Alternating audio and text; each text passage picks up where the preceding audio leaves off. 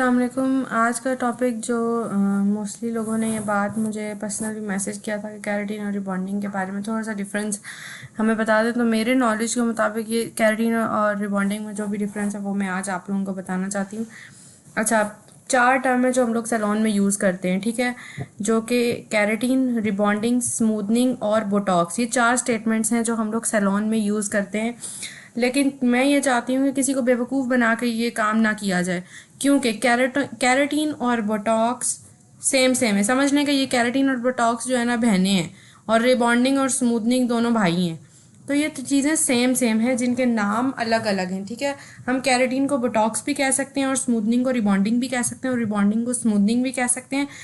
इनमें जो भी डिफरेंसेस हैं वो भी मैं आप लोगों को क्लियर करूँगी, ठीक है।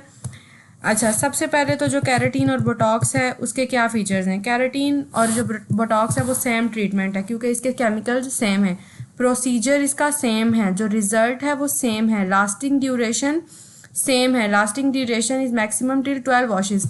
इसका ये मतलब नहीं है कि 12 वॉशेस के बाद आपका कैरेटीन जो या फिर बोटॉक्स है वो ख़त्म हो जाए।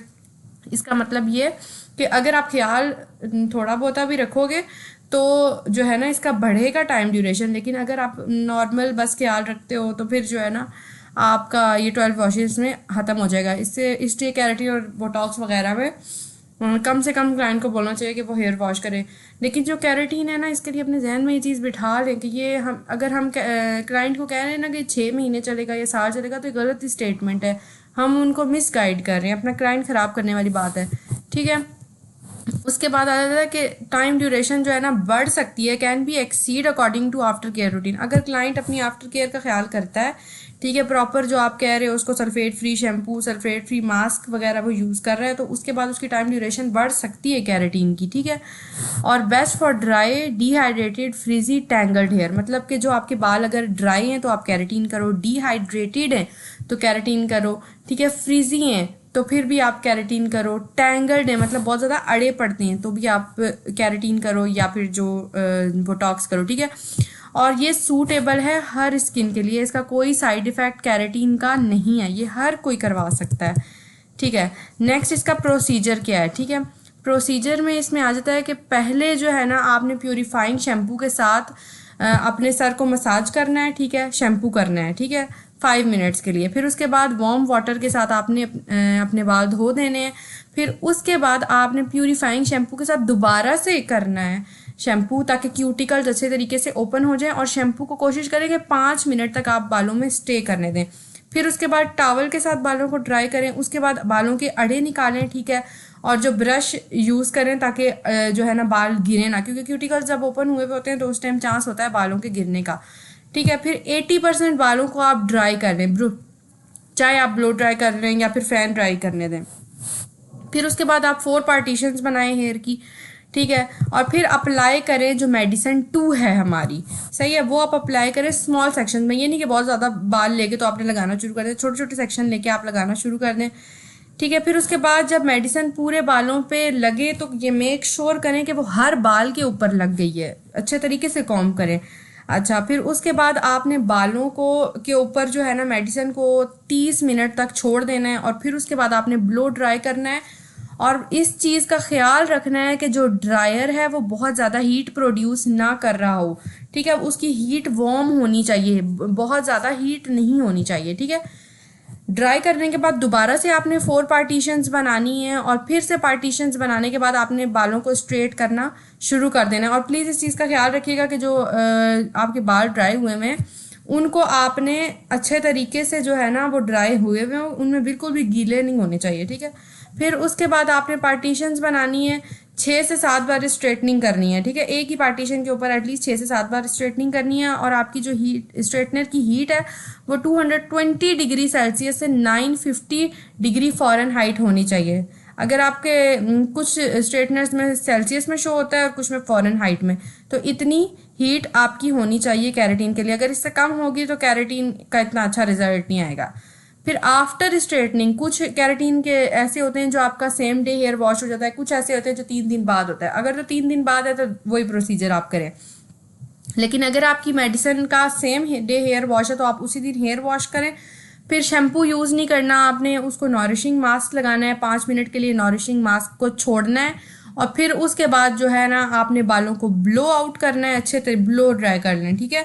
फिर उसके बाद आप सीरम अप्लाई करें और फिर जो है ना आखिरी काम जो आपने मेन लाजमी करना है कि अपने क्लाइंट को बताएं कि वो सल्फेट फ्री शैम्पू और कंडीशनर यूज़ करे, चाहे वो किसी भी ब्रांड का करे, ठीक है। नेक्स्ट है रिबॉन्डिंग एंड स्मूथनिंग।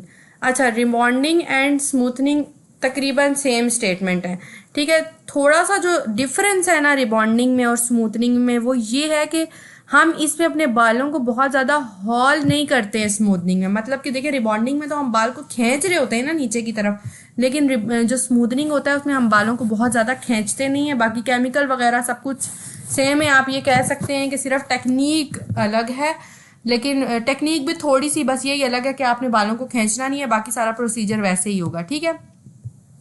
अच्छा, अब जो रिबॉन्डिंग और स्मूथनिंग है इनका मकसद बालों में शाइन लाना नहीं है, ठीक है। इसका मकसद सिर्फ बालों को डेड स्ट्रेट करना है। हाँ, लेकिन कुछ जो रिबॉन्डिंग्स अच्छी वाली होती हैं उनमें ये भी जो है ना क्वालिटी ब्रांड्स ने डाली हुई है कि उनमें बालों में शाइन भी रहती है, लेकिन मैक्सिमम में नहीं होती, ठीक है। द केमिकल जो इन दोनों का रिबॉन्डिंग का और स्मूथनिंग का जो केमिकल है वो सेम है। जो लास्टिंग ड्यूरेशन है रिबॉन्डिंग की और स्मूथनिंग की वो 6 to 12 months है, ठीक है। 6 से 12 महीने में आप रिबॉन्डिंग आपकी स्टे कर जाती है, ठीक है। और अगर क्लाइंट ख्याल रखता है तो वो 1 साल से ज़्यादा भी स्टे करती है, ठीक है। और ये बहुत ज़्यादा हाईली केमिकल ट्रीटमेंट होता है और कुछ ब्रांड्स ऐसे होते हैं जिनमें जो है ना बहुत ज़्यादा अमाउंट में एल्डिहाइड केमिकल मौजूद होता है, ठीक है। एल्डिहाइड, प्लीज़ अपनी ये कुछ स्टेटमेंट्स अपने जहन में रखा करें क्योंकि ये आपके काम आते हैं, आपको क्लाइंट को बताने में भी आसानी भी होगी और वो जो है ना इस चीज़ को अप्रिशिएट करेगा कि देखें ये बंदा ऐसे ही नहीं बैठा हुआ, पढ़ लिख के बैठा हुआ है। अच्छा, एल्डिहाइड जिस मेडिसिन में ज़्यादा होता है ना वो बहुत ज़्यादा डेंजरस होती है कैंसर के लिए, एस्थमा के लिए और प्रेग्नेंट पेशेंट्स के लिए। एल्डिहाइड जिन भी ब्रांड्स में ज़्यादा है, जैसे अभी मैं उस दिन ग्रुप में ही बात कर रही थी ब्री मोड की, ठीक है। तो ब्री मोड में एल्डिहाइड बहुत थोड़ा है जिसका कोई साइड इफेक्ट नहीं है, ठीक है। तो हम जो है ना वो हम कर सकते हैं। अदर देन दैट कैंसर के पेशेंट्स के ऊपर वो भी नहीं करना, एस्थमा के पेशेंट्स पे वो भी नहीं करना। हाँ, प्रेगनेंसी में अगर कोई वुमेन हेल्दी है तो फिर आप वो कर सकते हैं। एल्डिहाइड का कोई साइड इफेक्ट ब्री मोड में इसलिए नहीं है क्योंकि उसमें बहुत ही कम क्वांटिटी में एल्डिहाइड मौजूद है, ठीक है। फिर उसके बाद एक डिक्सन ब्रांड है, उसमें भी कम क्वांटिटी में मौजूद है। बाकी सब जो भी मैंने इस्तेमाल किया उनमें मैंने हाई अमाउंट ऑफ एल्डिहाइड देखी है हमेशा, ठीक है। अच्छा, अब जो रिबॉन्डिंग है इससे क्या होता है, मैं बात ब्री मोड की नहीं कर रही हूँ, ब्री मोड की कैरेटीन रिबॉन्डिंग है, कैरेटीन की वजह से उसमें शाइन आ जाती है। अदर देन दैट बाकी सब ब्रांड में ऐसा नहीं होता है, मोस्टली में ऐसा नहीं होता और बाल जो है ना कुछ ड्राई भी हो जाते हैं, डैमेज होते हैं और हेयर फॉल भी स्टार्ट हो जाता है। और जो रिबॉन्डिंग है वो हर स्किन टाइप के लिए सूटेबल नहीं है। एक चीज़ मैं यहाँ पे लिखना जो भूल गई हूँ वो ये है कि रिबॉन्डिंग जो है ना आपने कट डाउन हुए हुए बालों के ऊपर नहीं करनी और जो बहुत ज़्यादा डैमेज बाल है उसके ऊपर नहीं करनी। आपने रिबॉन्डिंग सिर्फ वर्जिन हेयर के ऊपर करनी है या फिर जो थोड़ा सा कम केमिकल ट्रीटेड हेयर है उसके ऊपर करनी है। हर बाल के ऊपर रिबॉन्डिंग नहीं हो सकती, अलबत्ता कैरेटीन हर बाल के ऊपर हो सकती है। अच्छा, अब रिबॉन्डिंग का प्रोसीजर क्या है, पहले तो आप मेक श्योर करें कि क्लाइंट आया है तो उसका जो सर है वो धुला हुआ हो, ठीक है। फिर दूसरा है कि आपने 4 पार्टीशंस करनी, नहीं धुला हुआ तो आप धुलवा दें, ठीक है। अगर फिर आपने नेक्स्ट में उसकी 4 पार्टीशंस करनी है और मेडिसिन ए जो होती है हर ब्रांड में ही ऐसा होता है, ठीक है। मेडिसिन ए लगाना शुरू कर देनी है और साथ साथ अपने मेडिसिन लगाते हुए ना आपने अपने जो कंघी होती है ना उसको डाउनवर्ड मोशन में लगातार आपने करते रहना है ताकि आपके बाल जो है ना सीधे रहें, ठीक है। फिर उसके बाद आपने मेडिसिन लगानी है, लेकिन ये याद रहे कि मेडिसिन को अपनी जो स्कल की स्किन है उससे 1/2 इंच या 1 इंच नीचे से लगाएं। अगर आप बिगनर हैं तो 1 इंच नीचे से लगाएं, अगर आप प्रोफेशनल हैं तो आप 1/2 इंच नीचे से लगाएं, ठीक है। और फिर उसके बाद का स्टेप ये है कि उसके बाद आप मेडिसिन लगाना शुरू करें ना, ठीक है। जो तो ऊपर वाले जो बाल है ना जो हमारे सिल्की होते हैं, यूजुअली आपने देखा होगा कि जो हमारे हेयर की ग्रोथ हो रही होती है ना, नीचे वाले जो रूट से निकल रहे होते हैं ना बाल वो तो सिल्की होते हैं, बट नीचे वाले थोड़े से फ्रीजी और टैंगल्ड होते हैं। तो जो ऊपर वाले बाल है ना उनके ऊपर क्यूटिकल्स उनके तकरीबन बंद होते हैं, ठीक है।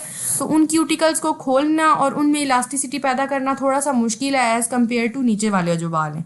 तो सबसे पहले आपने ऊपर वाले बालों पर मेडिसिन लगानी है, ठीक है। ऊपर वाले बालों पर मेडिसिन लगाने के बाद जब आपको लगे कि उनके हल्के हल्की सी उसमें इलास्टिसिटी आना शुरू हो गई है बालों में, फिर उसके बाद आप नीचे वाले बाल जो रह गए ना उनके ऊपर लगाएं, क्योंकि नीचे वाले बाल जो है ना वो जल्दी स्ट्रेचेबल हो जाते हैं एज कम्पेयर टू ऊपर वाले बाल।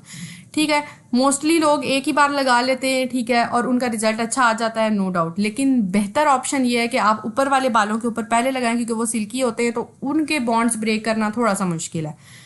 ठीक है, फिर उसके बाद जब आप सारे बालों के ऊपर मेडिसिन लगा लें तो इस बात का ख्याल रखें, मैं नहीं कहती कि 30 मिनट का आप वेट करें या 40 मिनट का वेट करें, आप साथ साथ इस बात का ख्याल रखें कि जैसे ही आप कुछ बालों में, जो कुछ पतले बाल होते हैं जिनमें आप देखें कि 10 मिनट में इलास्टिसिटी आ जाती है, उसको फौरन धोएं।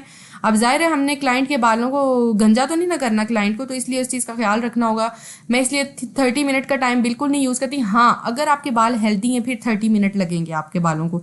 अदर देन दैट कुछ बाल ऐसे होते हैं जिनको 40 भी लग जाते हैं, कई ऐसे होते हैं जिनको 20 लगते हैं, 15 लगते हैं। जब आपके बालों में इलास्टिसिटी प्रॉपर आ जाए, खींच रहे हो आप बाल को और वो खींचा चला जा रहा हो, तो इसका मतलब है कि आपके बालों में इलास्टिसिटी इनफ है। ठीक है, उसके बाद आपने क्या करना है, अपने बालों को वॉश आउट कर देना है एंड मेक श्योर कि कोई भी शैम्पू यूज नहीं करना वॉश आउट करते हुए। ठीक है, मेडिसिन ए आपने अच्छे तरीके से उतार देनी है। फिर उसके बाद आपने ना, आपके बाल डिहाइड्रेट हुए हुए होंगे तो आपने नॉरिशिंग मास्क लगाना है। कुछ लोग इस चीज़ में गलती करते हैं कि जब वो रिबॉन्डिंग की मेडिसिन उतारते हैं, एक तो वो शैम्पू से वॉश करते हैं और दूसरा ये कि वो नॉरिशिंग मास्क नहीं लगाते हैं, जिसकी वजह से बाल थोड़े से ड्राई और डिहाइड्रेटेड हो जाते हैं। ठीक है, फिर नॉरिशिंग मास्क को तकरीबन 5 मिनट तक आपने अपने बालों में छोड़ देना है। फिर उसके बाद आपने बालों को धो देना है और फिर उसके बाद आपने ब्लो ड्राई करने हैं, बाल अनटेंगल करने हैं। ठीक है, और फिर उसके बाद जैसे कैरेटीन में स्ट्रेटनिंग करनी है वैसे ही स्ट्रेटनिंग करनी है, पर यह बात याद रहे कि स्ट्रेट करते हुए आपके बाल, देखें कैरेटीन में तो हम इतना ख्याल नहीं ना रखते कि नीचे से टेढ़े मेढ़े भी हो रहे होते हैं, लेकिन इसमें इस चीज़ का ख्याल रखना है कि पूरी स्ट्रेटनिंग के दौरान आपके बाल स्ट्रेट रहने चाहिए। क्लाइंट गर्दन अगर पीछे कर रहा है तो चेयर के साथ ना बाल लग रहे हों या कहीं पे अटक ना रहे हों, आपके बाल बिल्कुल सीधे स्टैचू की तरह रहने चाहिए। ठीक है, फिर उसके बाद आपने मेडिसिन बी अप्लाई करनी है। जब आप स्ट्रेटनिंग कंप्लीट कर लें तो मेडिसिन बी अप्लाई करनी है और मेडिसिन बी को 20 से 30 मिनट्स का स्टे देना है बालों के ऊपर। ठीक है, और फिर उसके बाद आपने बालों को वॉश आउट कर देना है, लेकिन सल्फेट फ्री शैम्पू के साथ। अब बहुत सारे ब्रांड्स का सल्फेट फ्री शैम्पू होता है, किसी एक अदर के नाम लेने की ज़रूरत नहीं है। ठीक है, आपको ब्री मोड में भी मिल जाएगा और भी बहुत सारे ब्रांड में आपको जो आपको इजीली अवेलेबल हो सल्फेट फ्री शैम्पू, आप वो यूज़ करें। ठीक है, उसके बाद आप दोबारा से नॉरिशिंग मास्क लगाएं, उसको 5 मिनट्स के लिए छोड़ें और फिर उसके बाद आप बालों को रिंस आउट कर दें। फिर उसके बाद आप बालों को ब्लो ड्राई करें। आपको दोबारा अगर आप क्योंकि मेरा तो सारा एक्सपीरियंस डिक्सन के ऊपर और उसके बाद ब्री मोड के ऊपर है, तो मुझे जो ब्री मोड बहुत ज़्यादा सूट किया है, क्योंकि उसके बाद दोबारा से स्ट्रेट करने की तो कोई ज़रूरत रह ही नहीं जाती। फिर क्लाइंट को लाजमी बताएं कि वो सल्फेट फ्री शैम्पू और कंडीशनर यूज़ करे, क्योंकि वरना उसके लिए चीज़ डेंजरस होगी, क्योंकि आपको पता है कि रिबॉन्डिंग का केमिकल बहुत ज़्यादा हाई होता है। ठीक है, अगर बाल, फिर आप क्लाइंट को ये भी बताएं कि अगर आपके बाल ड्राई होते हैं तो आपने क्या करना है कि सीरम अप्लाई करना है, नॉरिशिंग सीरम वगैरह वो अप्लाई करें ताकि उसके बालों में ड्राइनेस ना रहे। ठीक है, और जो ये ऑयलिंग वाला सिस्टम है ना, ऑयलिंग करनी नहीं है ना रिबॉन्डिंग में, आपने रिबॉन्डिंग हुए बालों पे आपको ऑयलिंग करनी है और ना कैरेटीन हुए बालों पे आपको ऑयलिंग करनी है। आज का जो लेक्चर था वो थोड़ा सा जो बोरिंग इसलिए हो गया होगा क्योंकि पिक्चर्स वगैरह नहीं थी, और रीज़न ये है कि जो लाइट का इशू बना हुआ था तो वाईफाई तो था नहीं, तो फिर जो मैंने सारी असाइनमेंट बनाई है वो पिक्चर्स के बगैर बनाई है और शायद थोड़ी सी आपको बोरिंग लग रही हो, लेकिन मेरी ये कोशिश होगी कि मैं आप लोगों को ये भी शेयर कर दूँ। ठीक है, थैंक यू, अल्लाह हाफिज़। अगर आप लोगों को लेक्चर की समझ आई हो तो मुझे लाजमी बताना। कोई भी चीज़ अगर ऐसी हो जो मैंने गलत कह दी हो और या आपको कन्फ्यूजन हुई हो उस चीज़ से, तो वो भी मुझसे लाजमी शेयर कीजिएगा। ठीक है, और जज़ाकल्लाह, अल्लाह हाफिज़।